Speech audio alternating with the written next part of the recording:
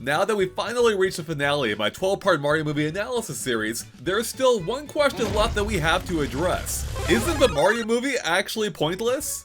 After all, what's the point of making a Mario movie if it merely aims to be a near-perfect adaptation of the games themselves, instead of, say, something more unique, right? At that point, wouldn't it just be better to play the games instead? These aren't just hypothetical questions, but were actually asked by a well-known movie video essayist, Patrick H. Williams, in their own take on the Mario movie. Now, I'm actually a big fan of Patrick's content, and I mean him absolutely no disrespect. But on this topic, as it applies to the Mario movie and video game to movie adaptations in general, well, I couldn't disagree more. So here's the thing. There is a difference between being respectful of the source material and being slavish to it.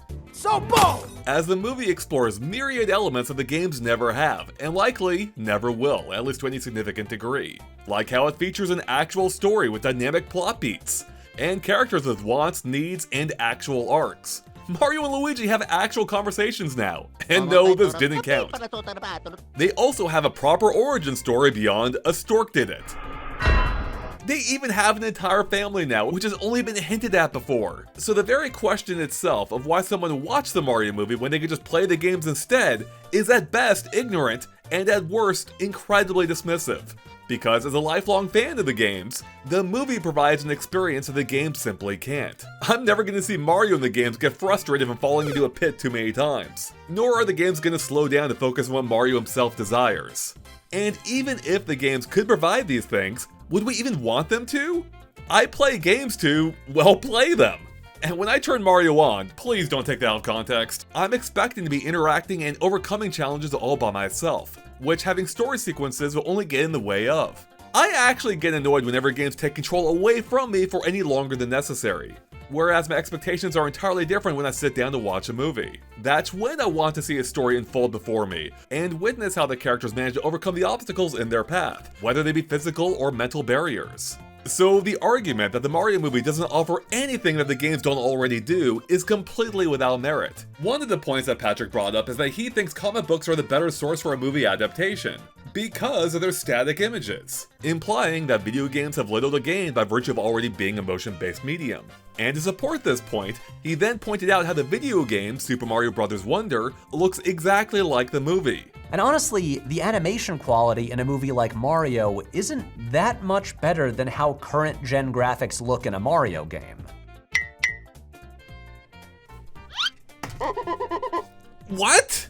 Are we looking at the same thing? They don't look anything alike. Visually, the Mario movie blows the games away, because even if the games ever do catch up on a technical level, they won't ever look even remotely like this. Simply because that's not how video games work. It's just impossible to have a Mario game remain playable while also featuring dynamic cinematic camera angles like this. Unless you think running straight at the camera Crash Bandicoot style is peak gameplay. As another example, for as amazing as a Toy Story segment of Kingdom Hearts 3 appears, it too has to adhere to the principles of being a game, meaning you're not going to get interesting cinematography or character reaction shots during gameplay. And I don't mean this for it all to be a knock against the games, because they're simply doing what's best for their medium.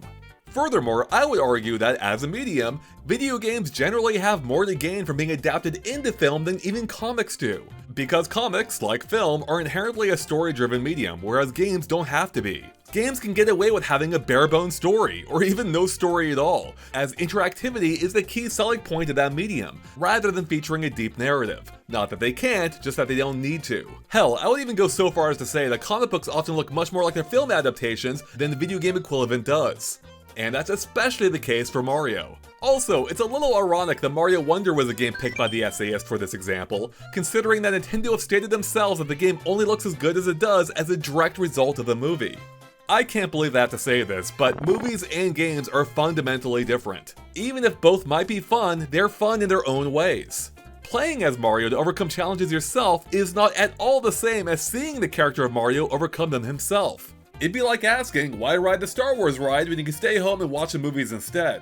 They're two fundamentally different mediums with different goals, suitable for different purposes, and sometimes even for different people. I mean, I've spent well over an hour in a 12-part video series explaining how the Mario movie works as a movie, including the many ways in which the source material had to be molded to work within the movie's framework. Which, even if you still think it falls short of what makes for a great movie, it's still inarguably leagues beyond what the games have done in those departments.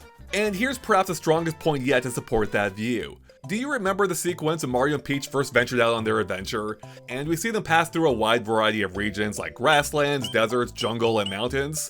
That is your typical Mario game, traveling and platforming from one world to the next. Yet the movie relegates that entire experience to a 30-second sequence, effectively communicating that what happens during it isn't interesting enough to show for any longer. Because in a story sense, it isn't. There's nothing to it, no drama or stakes. Narratively, it's a flat line. Because in most Mario games, by and large, the story begins before World 1 and ends after World 8. And so the movie wisely cuts that out almost entirely, because it doesn't matter. So I would propose that if a Mario movie truly had nothing to add, this 30-second sequence would have been stretched to fill the entire 83-minute runtime. But instead, it's everything else that surrounds it that actually matters. As in, all the other segments that leverage recognizable elements from Mario's world to craft something new that we've never seen before. Yes, it may resemble Mario, but it presents that world in an entirely new way. One that's respectful while also being original. And it's the former half of that equation that the previous live-action attempt lacked, because if originality is the only thing you want from a video game adaptation, why bother making it an adaptation at all? As the IP is just an anchor weighing you down at that point. Or as another way of looking at it, what's the point of making an adaptation if there aren't any rules to be followed? And as both Mario movies have demonstrated in their own ways, the real challenge of making a good adaptation lies largely in identifying what those rules actually are. And even then, some of them can be bent, others can be broken. And that is what the Super Mario Bros. Movie completely nailed. It not only discovered what those rules are, but which ones can be bent and which ones can be broken.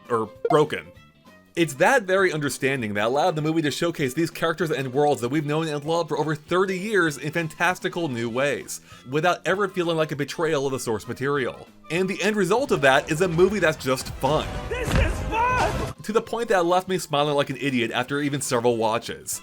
I'm not joking when I say that my mood is elevated for days after watching it. Even my mom had a similar experience. Yeah, Mom was in a great mood when she left. So after all of this, that brings us back to the question of what is the point of a film in the first place? Is it to impart some deep lesson? Is it to take us on an emotional roller coaster? Is it to explore the human condition? Or is it just to simply entertain?